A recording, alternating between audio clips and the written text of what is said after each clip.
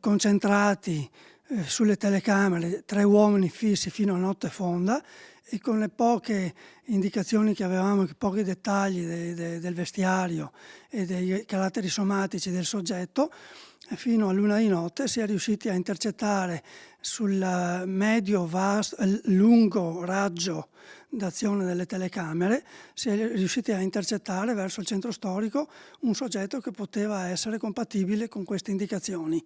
Hanno passato la notte davanti ai terminali del comando di via Vittorelli gli agenti della locale di Bassano, setacciando ore e ore di filmati delle telecamere di videosorveglianza del centro storico. E alla fine l'immagine risolutiva, quella che ha consentito di individuare il presunto aggressore, è arrivata perfettamente nitida da un distributore automatico di via Marinali.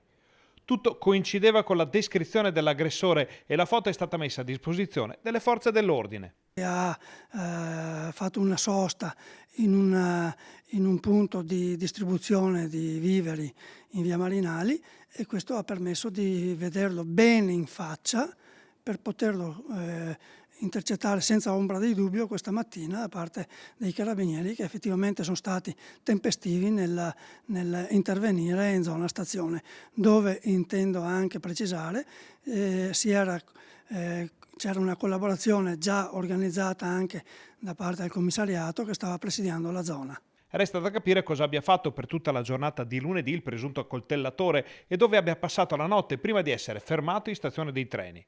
Anche questi dettagli saranno probabilmente chiariti dalle telecamere di cui è dotata la città del Ponte. Solo poche settimane fa, ad esempio, la polizia locale di Bassano aveva ritrovato, proprio con la videosorveglianza, un giovane in difficoltà che si era allontanato dai familiari durante una visita al Ponte Vecchio. E in altre occasioni l'occhio elettronico del centro ha permesso di risolvere situazioni piuttosto scabrose. La sfiducia iniziale, perché la zona del liceo Brocchi non è telecamerata e quindi correremo ai ripari anche lì, si è dimostrato invece che, insistendo a guardare le decine di telecamere che portano verso il centro storico, ha fatto da padrona. Questa insistenza, e poi anche la determinazione della polizia locale nel saper cosa cercare, ha dimostrato che le telecamere sono fondamentali di più.